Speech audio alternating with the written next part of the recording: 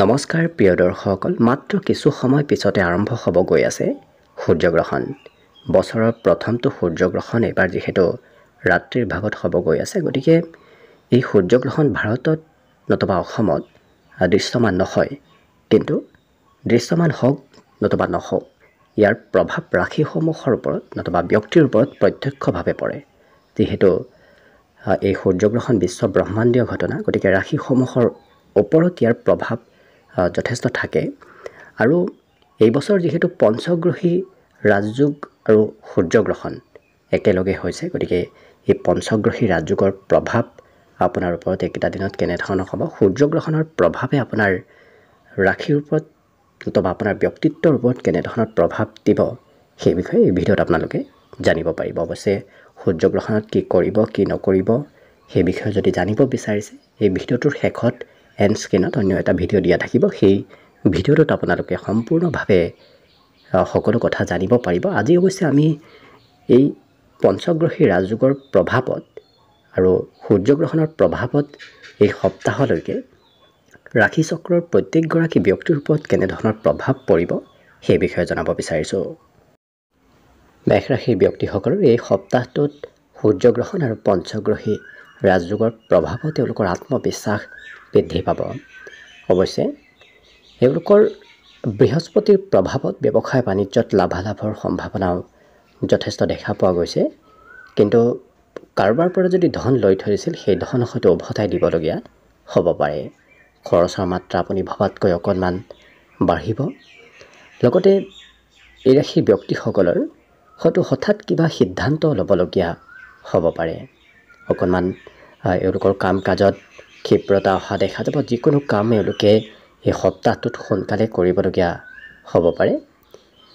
লগতে জ্ঞান বৃদ্ধি পাব, গতিকে এওঁলোকৰ নতুন নতুন কথা জনাৰ আৰু শিকাৰ ইচ্ছা বৃদ্ধি পাব। বিপৰীত লিংগৰ ব্যক্তিৰ পৰা অকণমান সতৰ্ক হৈ চলাটো ভাল হ'ব। কিন্তু এওঁলোকৰ এই সপ্তাহটোত ছাত্ৰ ছাত্ৰীসকলৰ বৌদ্ধিক ক্ষমতাবোৰ বৃদ্ধি পাব। যদি ঘৰৰ পৰা বাহিৰত থাকি পঢ়া শুনা কৰে তেতিয়াহ'লে কিন্তু পঢ়াত অকণমান মন কমকৈ বহিব পাৰে। বাকী সকলো দিশত এই মেষ ৰাশিৰ ব্যক্তিসকলৰ শুভ প্ৰভাৱ থাকিব। অকণমান খৰচৰ দিশটো সিমান শুভ নহয় আপোনাৰ বাবে, গতিকে এনেধৰণৰ প্ৰভাৱ আপোনাৰ ওপৰত এই সপ্তাহটোত পৰা দেখা যাব।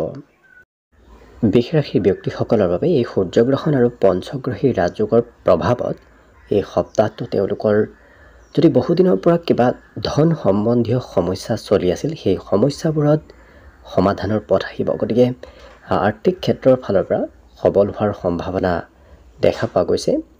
অৱশ্যে সম্বন্ধীয় ব্যক্তিৰ সৈতে সম্বন্ধত অকণমান মতভেদ কিবা কথাক লৈ হ'ব পাৰে। বাকী ঘৰুৱা কাম কাজৰ পৰিমাণ অকণমান বাঢ়িব। ঘৰত হয়তো আপুনি প্ৰয়োজনতকৈ বেছি ধন খৰচো কৰিবলগীয়া হ'ব পাৰে। সামাজিক ক্ষেত্ৰৰ ফালৰ পৰা মান সন্মান বৃদ্ধিৰ সম্ভাৱনা এই সপ্তাহত দেখা পোৱা গৈছে।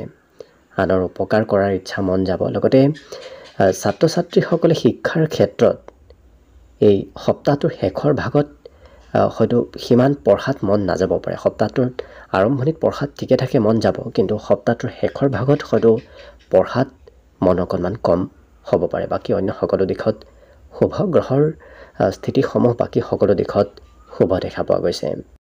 মিথুন ৰাশিৰ ব্যক্তিসকলৰ এই সূৰ্যগ্ৰহণ আৰু পঞ্চগ্ৰহী ৰাজযোগৰ প্ৰভাৱত এওঁলোকৰ বিভিন্ন ক্ষেত্ৰত হয়তো বিপৰীত পৰিস্থিতিৰ সন্মুখীন হ'বলগীয়া হ'ব পাৰে। গতিকে নিজক যিমান পাৰে সবল কৰি ৰখাৰ চেষ্টা কৰিব। অৱশ্যে সংগীত, নৃত্য, গীত, কলা কৌশল এনেধৰণৰ ক্ষেত্ৰত আগবাঢ়ি যোৱাৰ সম্ভাৱনা প্ৰবল আছে। বৃহস্পতিৰ প্ৰভাৱত হঠাৎ ধন প্ৰাপ্তিৰ সম্ভাৱনা এই সপ্তাহটোত আহি পৰিব। গতিকে আৰ্থিক স্থিতি কিছু সবলতাৰ দিশে আগবঢ়া দেখা যাব। ইয়াৰ বাহিৰে এই ৰাশিৰ ব্যক্তিসকলৰ এই সূৰ্যগ্ৰহণৰ প্ৰভাৱত অপেক্ষাসমূহ বৃদ্ধি পাব। যিকোনো কাম হয়তো অকণমান পলমকৈ হ'ব পাৰে, কিন্তু ব্যৱসায় বাণিজ্যত লাভালাভৰ সম্ভাৱনা যথেষ্ট আছে। ব্যৱসায়ত আগবাঢ়ি যাব পাৰিব। ছাত্ৰ ছাত্ৰীসকলৰ শিক্ষাত মনত চঞ্চলতা আহিব পাৰে। গতিকে পঢ়া শুনা কৰাৰ ক্ষেত্ৰত অকণমান হয়তো মন এইকেইটা দিনত নবহিব পাৰে। বাকী সকলো দিশত শুভ দেখা গৈছে। কৰ্কট ৰাশিৰ ব্যক্তিসকলৰ এই সূৰ্যগ্ৰহণ আৰু পঞ্চগ্ৰহী ৰাজযোগৰ প্ৰভাৱত এই সপ্তাহটোত এওঁলোকে যাত্ৰা কৰিবলগীয়া হ'ব পাৰে। ক'ৰবাত সৰু সুৰা ভ্ৰমণ যাত্ৰাৰ যোগ দেখা পোৱা গৈছে। বৃহস্পতি আপোনাৰ কৰ্মস্থানত স্থিতি হোৱাৰ বাবে হঠাৎ কৰ্মত লাভালাভৰ সম্ভাৱনা আহি পৰিব। ধন টকা পইচাৰ ক্ষেত্ৰৰ বৰ বিশেষ চিন্তা কৰিব নালাগে এই সপ্তাহটোত, কিন্তু যিকোনো কাম সোনকালে কৰাৰ ইচ্ছা যাব, কিন্তু কামবোৰত অকণমান পলম হ'ব পাৰে। গতিকে যিমান পাৰে আপুনি লৰা ঢপৰাৰ মাজত কাম বনবোৰ নকৰাই এই সপ্তাহটোত ভাল হ'ব। লগতে ক'ৰবাত উৎসৱত অংশগ্ৰহণৰ সম্ভাৱনাও এই সপ্তাহত দেখা গৈছে। পাৰিবাৰিক ক্ষেত্ৰৰ ফালৰ পৰাও আপোনাৰ সুখ সমৃদ্ধি বৃদ্ধি পাব, কিন্তু বিশেষকৈ এওঁলোকৰ প্ৰিয়জনৰ অকণমান স্বাস্থ্যত দুৰ্বলতা আহিব পাৰে। গতিকে যিমান পাৰে প্ৰিয়জনৰ স্বাস্থ্যত যত্ন ৰাখিলে বাকী সকলো দিশত শুভ হৈ পৰিব। সিংহ ৰাশি ব্যক্তিসকলৰ বাবে এই সূৰ্যগ্ৰহণ আৰু পঞ্চগ্ৰহী ৰাজযোগৰ প্ৰভাৱত পুৰণা দিনৰ কথাবোৰ এওঁলোকৰ সঘনাই মনত পৰি থকা এই সপ্তাহটোত দেখা যাব। লগতে বৃহস্পতি আপোনাৰ নৱম ভাৱত স্থিতি হোৱাৰ বাবে এই ৰাশিৰ আৰ্থিক ক্ষেত্ৰৰ ফালৰ পৰা অত্যন্ত শুভদায়ক আৰু আপোনাৰ আশা কৰা মতেই ফলাফলবোৰ এই সপ্তাহটোত লাভ কৰিব। সামাজিক ক্ষেত্ৰৰ ফালৰ পৰাও সমাজৰ কাম বনত অংশগ্ৰহণৰ সম্ভাৱনা দেখা গৈছে। লগতে জ্ঞান, হয়তো কোনোবা ব্যক্তিয়ে আপোনাৰ জ্ঞানৰ প্ৰশংসা কৰিব পাৰে, গতিকে জ্ঞান বৃদ্ধি পাব। বিপৰীত লিংগৰ ব্যক্তিৰ পৰা এই সপ্তাহটোত আপোনাৰ লাভালাভৰ সম্ভাৱনা যথেষ্ট দেখা গৈছে। কিন্তু এই ৰাশিৰ ব্যক্তিসকলৰ এই সপ্তাহত নিজক নিয়ন্ত্ৰণ কৰি ৰখাটো ভাল হ'ব। খং হয়তো আকস্মিকভাৱে বাঢ়িব পাৰে। বাকী সকলো দিশত শুভভাৱী দিনকেইটা অতিবাহিত হ'ব। কন্যা ৰাশি। একেদৰে কন্যা ৰাশি ব্যক্তিসকলৰ এই সূৰ্যগ্ৰহণৰ প্ৰভাৱ আৰু পঞ্চগ্ৰহী ৰাজযোগৰ প্ৰভাৱত স্বাস্থ্যত উন্নতি আহিব। বিগত দিনত যদি স্বাস্থ্যত দুৰ্বলতা আছিল, এইকেইটা দিনত বিশেষকৈ এই সপ্তাহত স্বাস্থ্যত উন্নতি হ'ব। মান সন্মান বৃদ্ধিৰ যোগ দেখা পোৱা গৈছে। লগতে বৃহস্পতি অষ্টম ভাৱত থকাৰ বাবে হয়তো আপোনাৰ অকণমান প্ৰিয়জনৰ স্বাস্থ্যত দুৰ্বলতা আহিব পাৰে। লগতে কাম বনবোৰত অকণমান পলম হ'ব পাৰে। ঘৰৰ আৰ্থিক স্থিতি সবল হ'ব। ঘৰত যদি ধনৰ অভাৱ চলি আছিল, সেই অভাৱবোৰ দূৰ হোৱা দেখা যাব। গতিকে লক্ষ্য কৰিলে সকলো দিশত শুভ। অকণমান প্ৰিয়জনৰ স্বাস্থ্যৰ যত্ন ৰাখিলে অন্য সকলো দিশত শুভ হৈ পৰিব। তুলা ৰাশি ব্যক্তিসকলৰ বাবে এই সূৰ্যগ্ৰহণ আৰু পঞ্চগ্ৰহী ৰাজযোগৰ প্ৰভাৱত এই সপ্তাহত এওঁলোকে কিছু আজৰি সময় লাভ কৰিব। লগতে স্বাস্থ্যৰ ফালৰ পৰা অকণমান সকাৰাত্মক পৰিৱৰ্তন আহিব। অৱশ্যে শনি পঞ্চম স্থানত অৱস্থানে এই ৰাশি ব্যক্তিসকলৰ যিকোনো পুৰণা কামৰ প্ৰতি আকৰ্ষণ অকণমান বাঢ়িব। নতুন কাম কৰাতকৈ এওঁলোকে পুৰণা কাম কৰিব বিচৰা দেখা যাব। অৱশ্যে এওঁলোকৰ আৰ্থিকভাৱেও মাজে সময়ে হয়তো লোকচান হ'ব পাৰে। অদৰকাৰী ক্ষেত্ৰত খৰচৰ মাত্ৰা এই সপ্তাহত অকণমান বাঢ়িব। কিন্তু এওঁলোকৰ বন্ধুত্ব আৰু প্ৰেম সম্বন্ধ অতি সুন্দৰ হৈ পৰিব। বিবাহিতসকলৰ বাবে এই সপ্তাহটো অতি শুভদায়ক হৈ পৰিব। লক্ষ্য কৰিলে সকলো দিশত শুভদায়ক। আশা আকাংক্ষাসমূহ অকণমান বাঢ়িব। গতিকে তুলা ৰাশি ব্যক্তিসকলৰ গ্ৰহস্থিতিবোৰ এই সূৰ্যগ্ৰহণৰ প্ৰভাৱতো কোনো ধৰণৰ পৰিৱৰ্তন নহয়, শুভভাৱেই পাৰ হ'ব।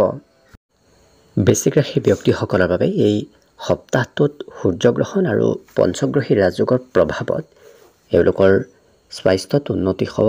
বিগত দিনৰ তুলনাত হয়তো এই সপ্তাহত অকণমান ব্যস্ততা বাঢ়িব পাৰে, কিন্তু অকণমান কৰিব নলগীয়া কাম কৰাৰ বাবে হয়তো সন্মান হানি হ'ব পাৰে। গতিকে সতৰ্ক থকাটো আপোনাৰ এই সপ্তাহটোত ভাল হ'ব।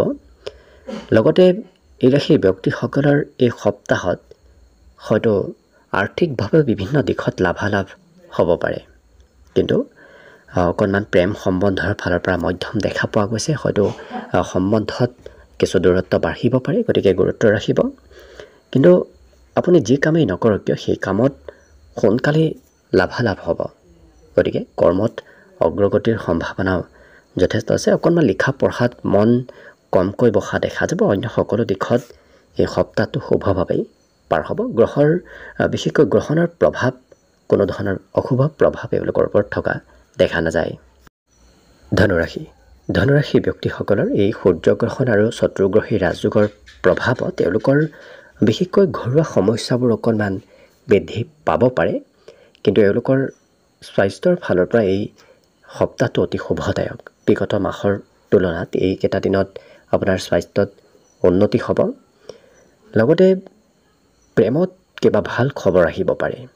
পাৰিবাৰিক ক্ষেত্ৰত যদিও সৰু সুৰা মতভেদ চলি থাকিব, তথাপি এওঁলোকৰ খৰচৰ মাত্ৰা ঘৰত বাঢ়িব, কিয়নো কিবা নহয় কিবা ক্ষেত্ৰত ঘৰতো হয়তো খৰচ এই সপ্তাহটোত কৰিবলগীয়া হ'ব পাৰে, কিন্তু হঠাৎ কিবা ভাল সুবিধা প্ৰাপ্তিৰ সম্ভাৱনা দেখা পোৱা গৈছে। শিক্ষাৰ ক্ষেত্ৰৰ ফালৰ পৰা এই সপ্তাহটো অতি শুভ, কিয়নো যি শিক্ষা লাভ কৰিব বিচাৰিব সেই শিক্ষাই এই সপ্তাহত আপুনি লাভ কৰিব। গতিকে পঢ়া শুনাৰ ক্ষেত্ৰৰ ফালৰ পৰা সপ্তাহটো অতি সুন্দৰভাৱে অতিবাহিত হ'ব। মকৰ ৰাশি ব্যক্তিসকলৰ বাবে এই সূৰ্যগ্ৰহণ আৰু পঞ্চগ্ৰহী ৰাজযোগৰ প্ৰভাৱত এওঁলোকৰ সপ্তাহটোত নতুন নতুন যাত্ৰাৰ সম্ভাৱনা আছে।